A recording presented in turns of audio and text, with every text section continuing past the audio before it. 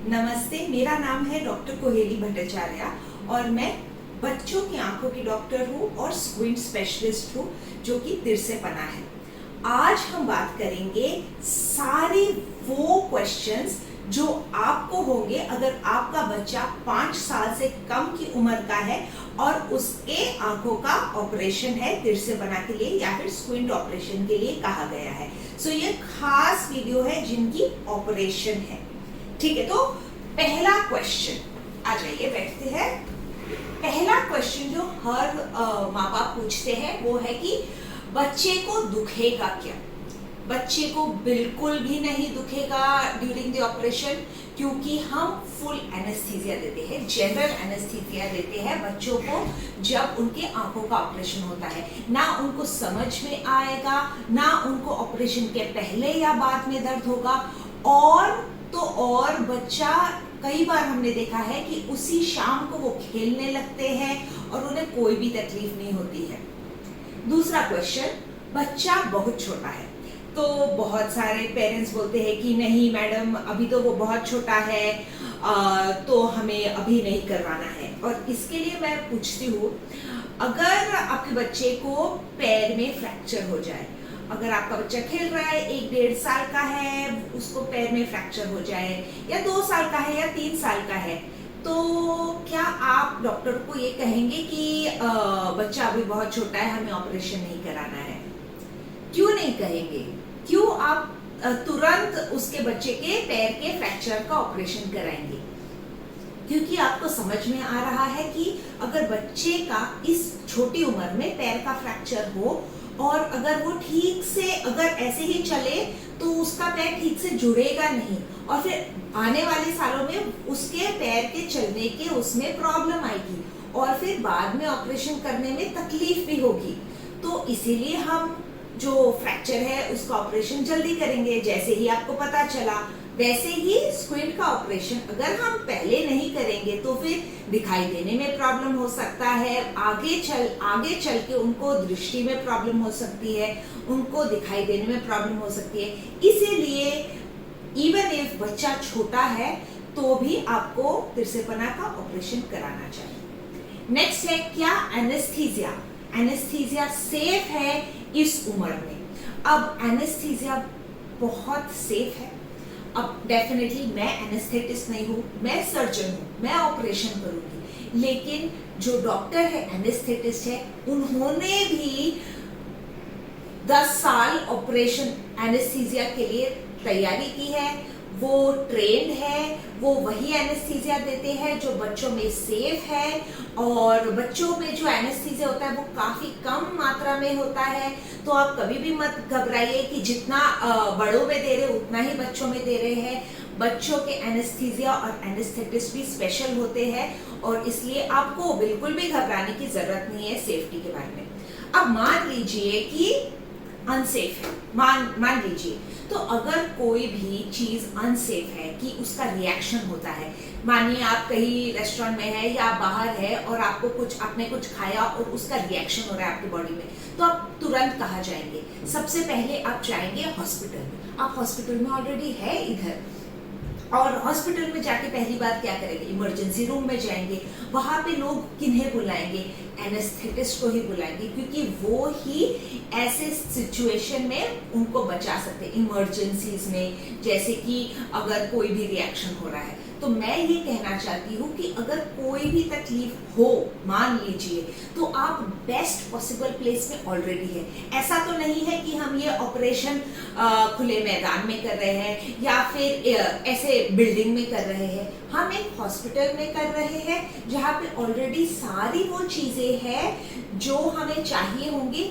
मान लीजिए अगर कोई भी रिएक्शन हो एनेस्थीसिया का, तो best place and safest place for anything, कोई भी डेंजरस चीज करने के लिए वो है हॉस्पिटल, और हम ऑपरेशन हॉस्पिटल में कर रहे हैं। फिर नेक्स्ट क्वेश्चन है लोग क्या कहेंगे। ये बहुत बहुत लोगों के मन में होता है कि डॉक्टर हम तो मान गए हैं लेकिन हमें हमारे मम्मी पापा नहीं मान रहे हैं, हमारे पड़ोसी नहीं मान रहे हैं, या हमारी वो दूर की एक फूफा है उन्हें मंजूर नहीं है ये ऑपरेशन करना, या फिर कोई भी मान लीजिए आपके घर में कोई भी है या किसी को भी तकलीफ है कि वो कह रहे नहीं, वो लोग कह रहे हैं कि ऑपरेशन नहीं करना है।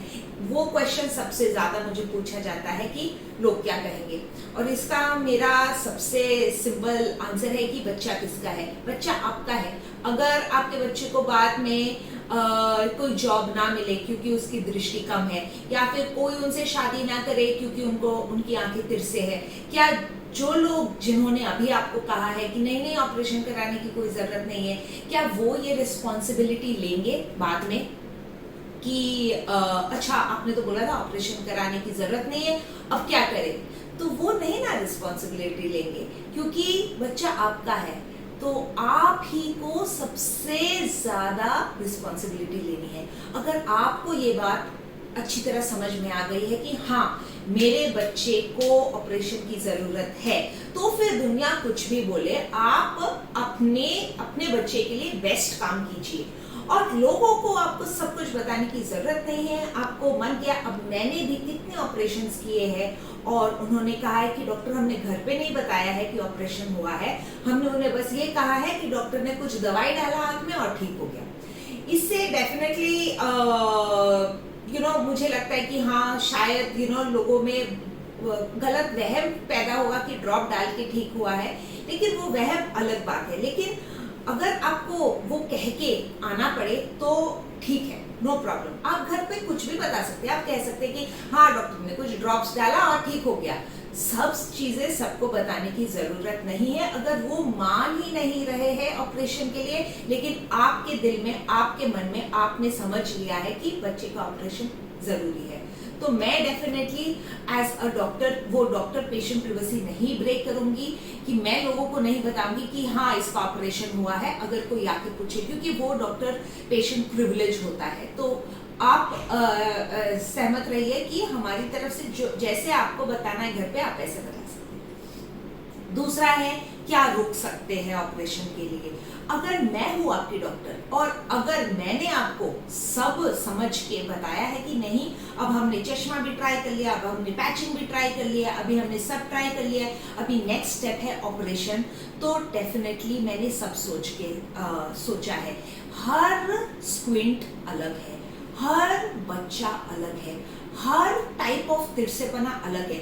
अंदर आंख जा रहा है कि बाहर आंख जा रहा है, उनको हार्ट का तकलीफ है, उनको ब्रेन में कोई प्रॉब्लम है, उसे चलने में कोई तकलीफ हो रही है, उसे चश्मे का नंबर है कि नहीं है, उसको ब्रेन में कोई प्रॉब्लम है कि नहीं है, ये सब हम सोच के डिसाइड करते हैं कि ऑपरेशन की बहुत सारे क्वेश्चंस हम अपने आप में सोचते हैं before we decide for surgery, and each patient is different. इसलिए अगर आप मुझे यूट्यूब पे या व्हाट्सएप पे या इंस्टाग्राम पे पूछेंगे कि ये है मेरा बच्चा, इसका ऑपरेशन करवाना है कि नहीं, तो वो मैं नहीं बता पाऊंगी। आपको वीडियो कंसल्टेशन, आपको मेरा पेशेंट बनना पड़ेगा और मुझे आपका पूरा फाइल, पूरा हिस्ट्री जानना पड़ेगा बिफोर आई कैन से कि which is the best time for operation. तो वो तो definitely personalised and paid consultation है जो आप अपने डॉक्टर के साथ कर सकते हैं। ये वीडियो हर पेशेंट के लिए है, जो मेरे पेशेंट नहीं है उनके लिए भी। लेकिन अगर आप मेरे पेशेंट है और मैंने आपको बोला है ऑपरेशन के लिए, तो मैंने सब सोच के ही बताया होगा। नेक्स्ट है लेट किया तो क्या होगा। अब लेट किया आपने ऑपरेशन तो मोस्ट इंपॉर्टेंट चीज जो होती है वो है एम्ब्लायोपिया, कि वो आंख का नजर कम होने लगता है। एम्ब्लायोपिया पे मैंने बहुत बड़ा ऑलमोस्ट 15 से 20 मिनट का वीडियो ऑलरेडी बनाया है। आप एम्ब्लायोपिया पे देख सकते हैं वो वीडियो, वो इंग्लिश में है, लेकिन डेफिनेटली आपको बहुत समझ में आएगा कि एम्ब्लायोपिया क्या है और उसका ट्रीटमेंट कैसे होता है और क्यों हमको ऑपरेशन करना जरूरी है। नेक्स्ट है ऑपरेशन के बाद कम दिखाई देगा कि नहीं। जो स्क्विंट का ऑपरेशन है वो बाहर के मसल्स पे होता है, अंदर जो दृष्टि है और आंख का जो ग्लोब है, आंख पूरा उसके अंदर हम जाते ही नहीं है। तो तो बिल्कुल भी नजर में कोई भी चेंज नहीं आएगा, ना खराब होगा विजन, ना कम दिखेगा बच्चे को, इमीडिएटली आफ्टर ऑपरेशन भी कम नहीं दिखाई देगा, ना ज्यादा दिखाई देगा। वो ऑपरेशंस आंख के अंदर जब करते हैं, जैसे कि कैटरैक्ट का ऑपरेशन हो गया, कि कॉर्निया का ऑपरेशन हो गया, कि रेटिना का ऑपरेशन हो गया, जो ग्लोब के आंख के ग्लोब के अंदर होता है, उनमें ये सब होता है कि नजर कम होगा, फिर कुछ दिनों बाद ज्यादा होगा। वो तिरछेपना के ऑपरेशन में बिल्कुल भी नहीं होता है, क्योंकि हम आंख के बाहर ऑपरेशन कर रहे हैं। फिर नेक्स्ट क्वेश्चन है, क्या ऑपरेशन से नजर जा सकती है? फिर इसी का यही आंसर है कि नजर नहीं जाएगी। क्यों? क्योंकि हम ग्लोब के बाहर ऑपरेशन कर रहे हैं। नजर ना कम होगी, ना जाएगी, ना बढ़ेगी, कुछ भी फर्क नहीं पड़ेगा। क्या ऑपरेशन से चश्मा हट जाएगा? फिर से इसका यही आंसर है कि हम ऑपरेशन उसके बाहर कर रहे हैं। तो कॉर्निया या कैटरैक्ट का ऑपरेशन करते हैं तो चश्मे के नंबर में ऊपर कम या ज्यादा होता है, लेकिन क्योंकि हम स्क्विंट का ऑपरेशन कर रहे हैं, चश्मा अगर बच्चे को पहले से ही है और मैंने चश्मे का नंबर दिया है तो चश्मे का नंबर नहीं हटेगा। इवन आफ्टर ऑपरेशन बच्चा चश्मा पहनेगा, क्योंकि उसको चश्मे की जरूरत है। And squint is different from चश्मे का नंबर। नेक्स्ट है कि क्या आप ही करेंगे ऑपरेशन? जी हाँ, अगर आप मेरे पेशेंट हैं तो मैं ही करूंगी ऑपरेशन। तो इसके दो चीजें हो सकती हैं, या फिर आप समझ रहे हैं कि आपको डर है कि कोई और जूनियर डॉक्टर करेगा ऑपरेशन, और तो ऐसा नहीं होगा। अगर आप मेरे पास आ रहे हैं और मेरे प्राइवेट में आ रहे हैं तो डेफिनेटली मैं ही करूंगी ऑपरेशन। अगर आप ऑपरेशन किसी गवर्नमेंट हॉस्पिटल में करा रहे हैं या फिर किसी टीचिंग हॉस्पिटल में करा रहे हैं, तो फिर आप चूज नहीं कर सकते कौन से डॉक्टर आपका ऑपरेशन कराएंगे, क्योंकि ये टीचिंग हॉस्पिटल है, गवर्नमेंट हॉस्पिटल है, और जूनियर डॉक्टर्स को भी सीखने का मौका मिलना चाहिए।